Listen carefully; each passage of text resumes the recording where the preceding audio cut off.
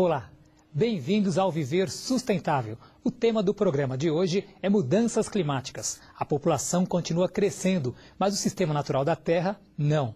A destruição dos ecossistemas, a poluição de rios e mares, o aquecimento da temperatura média do planeta, o consumo exagerado que vira desperdício, são alguns dos problemas que afetam diretamente o meio ambiente causados pela atividade humana. Mas como solucionar esses problemas numa cidade como São Paulo, que tem mais de 10 milhões de habitantes e uma frota de carros que ultrapassa os 5 milhões?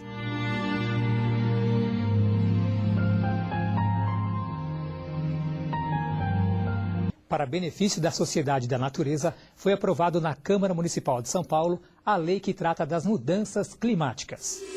Bom, o projeto de mudanças climáticas, ele é de fato uma mudança de paradigma em todos os sentidos do ponto de vista da preservação do meio ambiente a partir de uma cidade grande, uma metrópole como São Paulo, uma metrópole que tem problemas de poluição gravíssimos em todas as áreas, poluição do ar, poluição sonora, poluição das águas. Então o projeto de mudanças climáticas ele vem no sentido de regular de forma mais adequada a preservação do meio ambiente várias áreas. Por exemplo, energia. Então tem um capítulo próprio que versa só sobre energia eólica, energia solar na cidade de São Paulo. Depois tem a questão do transporte, então, as diversas formas de transporte, transformar o combustível desse transporte público em São Paulo em combustível renovável, né? A ampliação e o incentivo à ampliação do transporte sobre trilhos, portanto o transporte não poluente. Nós temos a questão das águas também, o tratamento das águas, dos córregos, as parcerias com a Sabesp e com outras empresas no sentido do saneamento. Enfim, é um projeto grande, a poluição do ar, a inspeção veicular, né, a questão do lixo, da reciclagem do lixo na cidade de São Paulo. Ou seja, é um projeto grande que visa colocar São Paulo como uma cidade em primeiro lugar no quesito desenvolvimento sustentável e preservação do meio ambiente. O nosso projeto não perde para ninguém. Aliás, na questão de mudanças climáticas e aquecimento global, na batalha contra esses fenômenos produzidos pela mão humana, eu acho que a cidade de São Paulo não passa vergonha em lugar nenhum. Nós estamos criando uma série de mecanismos e tendo uma série de atuações. Evidentemente que há o passivo, o que nós devemos para a natureza aqui em São Paulo nessas décadas ou séculos que a cidade vem existindo, é muito grande a nossa dívida, mas o projeto tenta, evidentemente, corrigir essa dívida. É importante para a cidade, é importante para o país, que é a maior cidade do país. É um exemplo de atitude, inclusive, porque a cidade de São Paulo hoje é a cidade que mais polui no país e é a cidade que tem que dar os exemplos de atitude para poder evitar que a coisa cresça a um nível que a gente não consiga mais controlar. O movimento ambientalista tem uma máxima: pensar globalmente e agir localmente.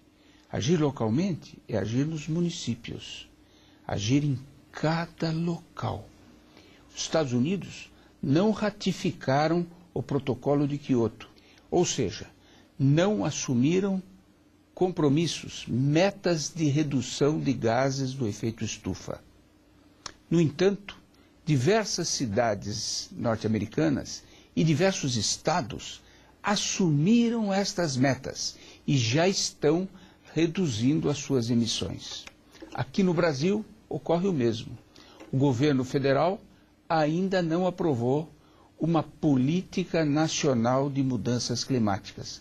No entanto, exemplos como este, da cidade de São Paulo, aprovando uma lei que institui um programa municipal de mudanças climáticas, é um excelente exemplo para todo o país. Mudanças climáticas já são percebidas no mundo inteiro e o quadro está cada vez pior. Mudança do clima é uma das questões mais importantes e estratégicas dos dias de hoje. Merece uma rápida e eficiente solução, porque o problema é sério.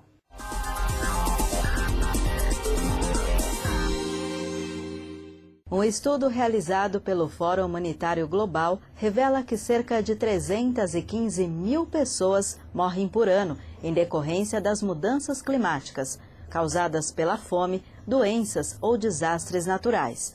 Esse número deve subir ainda mais, deve chegar a aproximadamente 500 mil até 2030. O estudo estima também que a mudança climática afete seriamente algo em torno de 325 milhões de pessoas por ano e que em 20 anos esse número dobre, atingindo o equivalente a 10% da população mundial. Os prejuízos decorrentes do aquecimento global são elevados, já ultrapassam 125 bilhões de dólares por ano, valor acima da ajuda dos países ricos para as nações mais pobres. Os primeiros atingidos e os mais afetados são os grupos mais pobres do mundo, justamente os que menos contribuem para o problema das mudanças climáticas. A cada ano, 300 mil pessoas perderem a vida em decorrência dos efeitos maléficos do aquecimento global é, hoje, já uma imensa tragédia ambiental. Além disso, há o risco cada vez mais concreto e iminente de surgir a figura do refugiado ambiental. Pessoas que vivem hoje em áreas costeiras, à beira-mar, áreas que poderão vir a ficar submersas em decorrência da elevação do nível do mar. Ou pessoas que moram em regiões semiáridas, regiões tropicais, regiões que pelo processo de desertificação deixarão de produzir alimentos ou de fornecer água indispensável à sobrevivência humana. Essas pessoas que hoje já enfrentam um cotidiano infernal na luta pela sobrevivência terão que deixar essas regiões e procurar novos locais, diferentes lugares para passar a viver. Este processo de transferência de grandes contingentes humanos não se fará sem um imenso custo político e social. E daqui a pouco participa conosco aqui no programa Alfred Schwartz, engenheiro especialista em controle de poluição ambiental, para falar sobre um dos principais problemas que afeta o meio ambiente em São Paulo, no Brasil e também em todas as partes do planeta.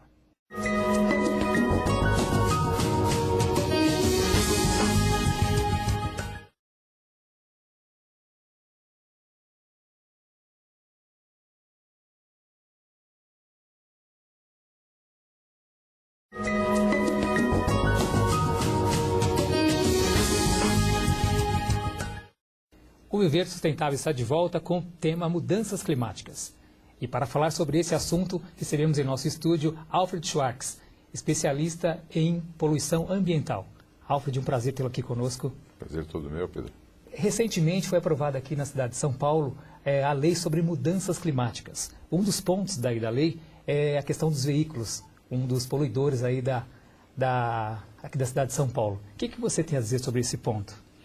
Bom, os veículos são a principal fonte de poluição em nossa cidade e, como tal, merecem um tratamento prioritário. Acho que a lei veio em boa hora dar uma resposta à questão das mudanças climáticas, introduzindo nesse segmento aí um incentivo ao uso de combustíveis renováveis. E dentre esses a gente pode destacar o etanol, o velho conhecido álcool, né?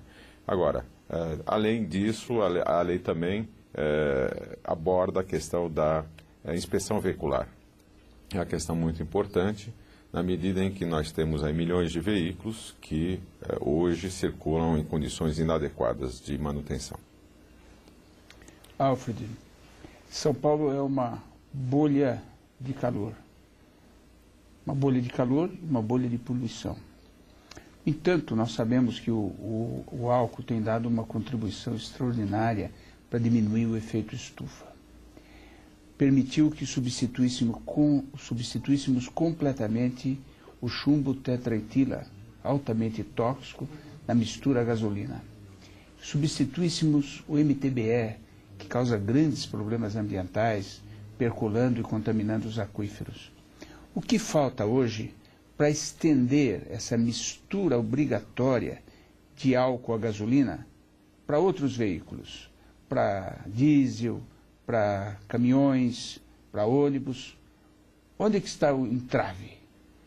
Bom, hoje nós temos aí realmente um uso do álcool ou do etanol avançando significativamente, o que é muito bom em termos ambientais. A questão do diesel é uma questão mais de limitação técnica, mas que está sendo superada. Nós temos hoje diversas empresas investindo seriamente no desenvolvimento de soluções técnicas que poderão estar comercialmente disponíveis dentro de uns 2 anos.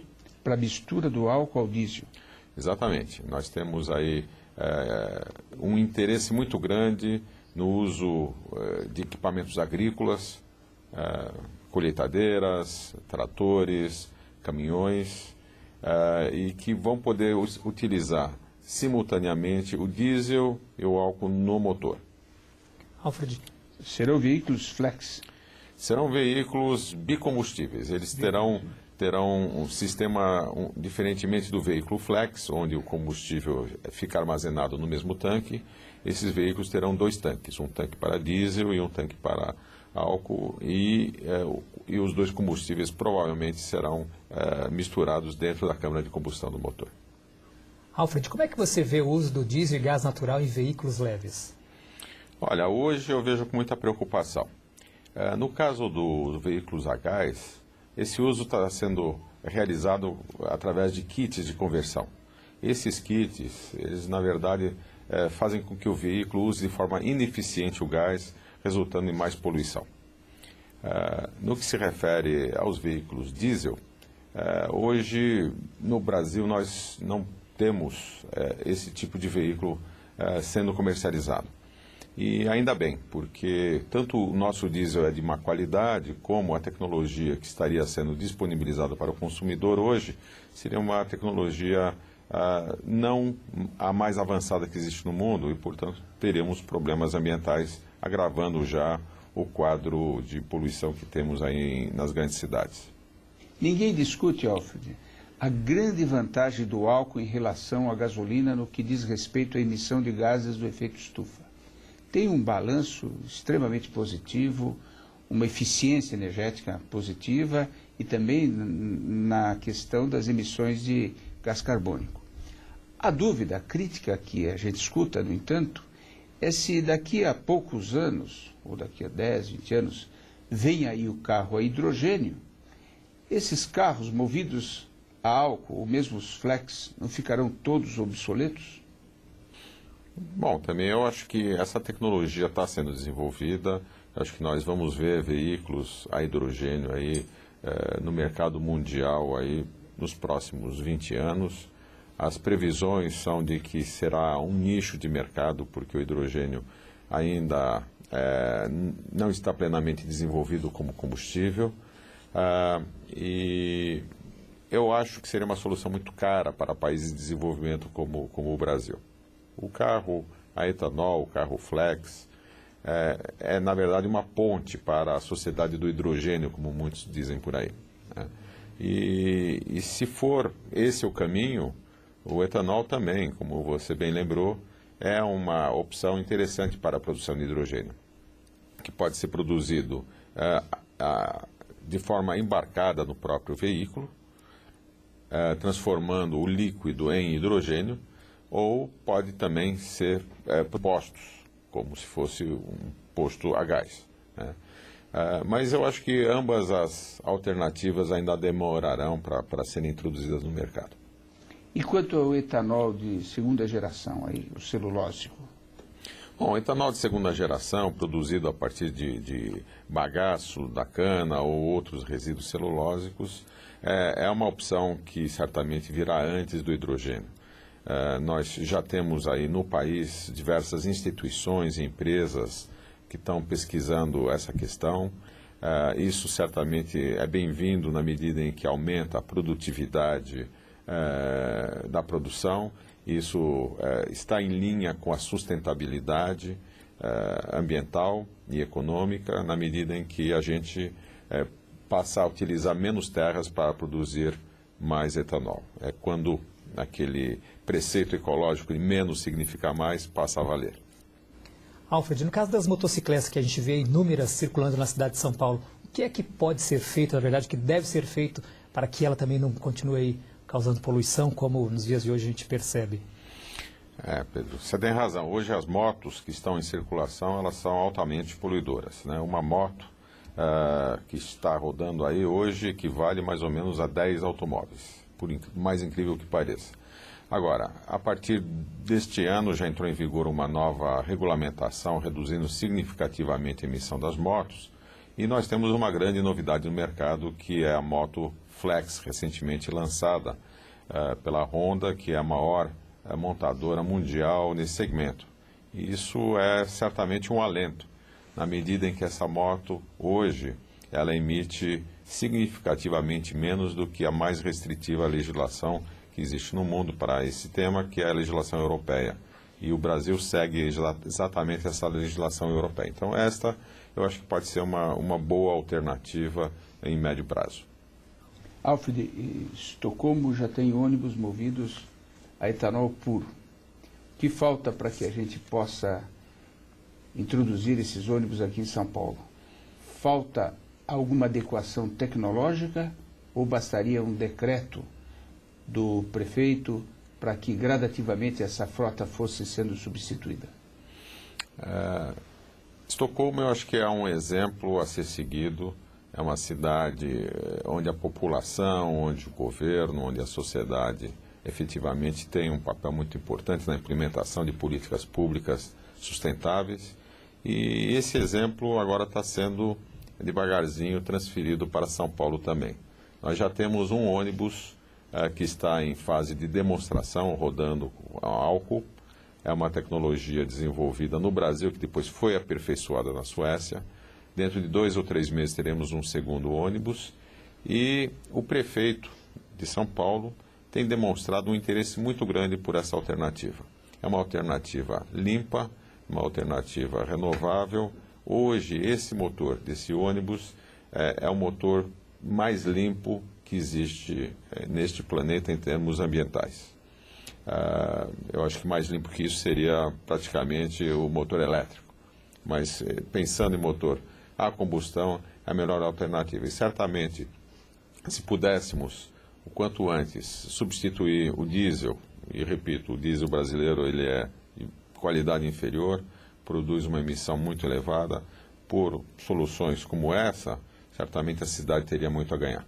Alfred, foi um prazer tê-lo aqui conosco e sempre que existir alguma questão ligada à poluição ambiental, algo que possa agregar valor à qualidade do nosso meio ambiente, as portas são abertas para você aí conversar conosco sobre tal assunto. Alfred, obrigado pela sua participação, pela sua excelente entrevista. Ok, muito obrigado a vocês aí pela oportunidade aí de, enfim, discutir um pouquinho essa questão muito tão importante que é a questão da sustentabilidade do meio ambiente. E no próximo bloco você vai saber qual é o maior causador do efeito estufa no Brasil.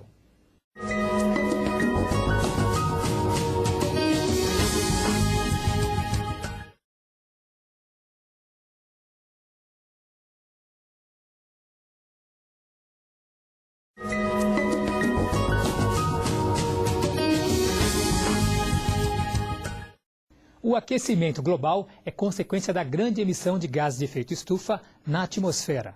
Mas cada país possui um responsável maior pela emissão de dióxido de carbono. No caso do Brasil, o maior problema são as queimadas das florestas. Hoje, quando se fala em clima, imediatamente se pensa em aquecimento global. Provavelmente, a pior ameaça a se abater sobre o planeta. A temperatura da Terra já subiu 0,8 graus Celsius nos últimos 100 anos. E a previsão é de que o planeta vai continuar esquentando por causa da nossa dependência na queima de combustíveis fósseis.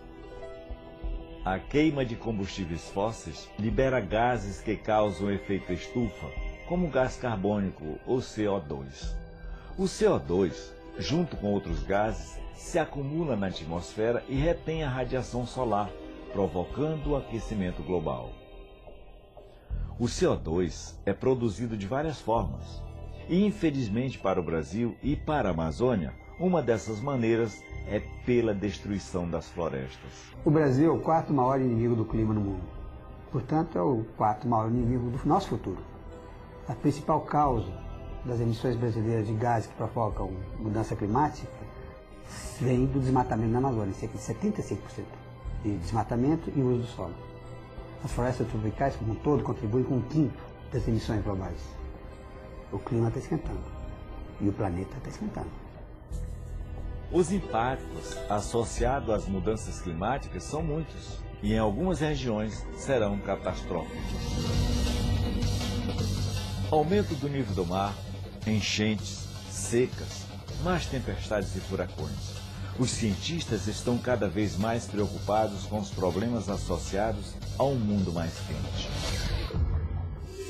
A Amazônia sofre drasticamente com o desmatamento. Este quadro precisa mudar para o bem da humanidade. Provavelmente, uma das regiões brasileiras mais vulneráveis aos efeitos das mudanças climáticas é também a que mais contribui com o problema, a Amazônia.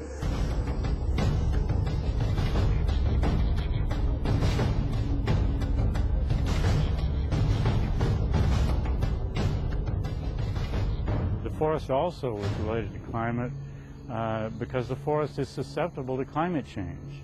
If global warming continues without any sort of measures to halt emissions, a number of the global climate models show the Amazon forest basically dying off.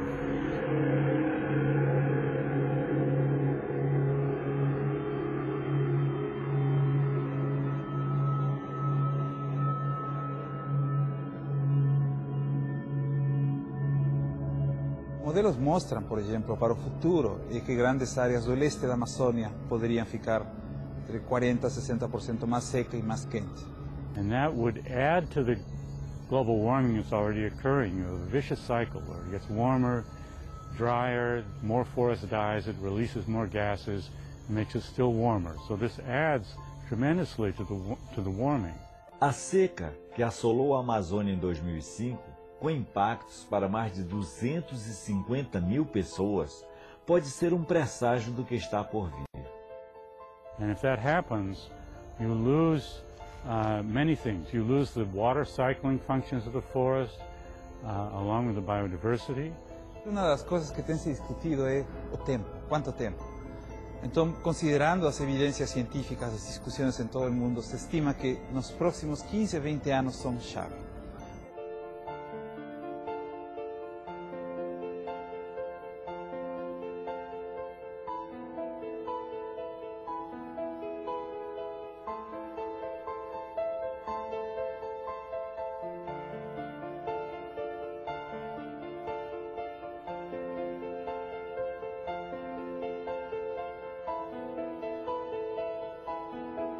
O desmatamento não faz sentido. O desmatamento não faz sentido do ponto de vista ambiental, é um desastre. Não faz sentido do ponto de vista social, prejudica as comunidades. Não faz sentido do ponto de vista econômico, não traz riqueza para o país. Não faz sentido do ponto de vista legal, contribui para a perda de governança. Desmatamento é uma coisa completamente sem sentido. Absolutamente sem sentido. Para proteger e preservar as florestas, normalmente são instituídas leis que prevêem o cumprimento de uma obrigação e que precisam ser controladas, fiscalizadas. Daí o fato de chamar essas leis de leis de comando e controle. Elas exigem a contratação de um exército de fiscais para observar se elas estão sendo cumpridas. Por isso, diversos países, ao lado dessas leis de comando e controle, começaram a instituir leis de incentivo, leis que pagam pelos serviços ambientais prestados pelas florestas, leis que transformam uma árvore em pé em algo mais valioso do que uma árvore deitada, leis que instituem a economia da floresta. Uma floresta intacta passa a valer mais do que uma floresta derrubada para dar lugar a pastagens ou a lavouras tradicionais. E o Viver Sustentável fica por aqui. E para mudar o mundo, cada um precisa fazer a sua parte. E a sustentabilidade é o caminho. Até o próximo programa.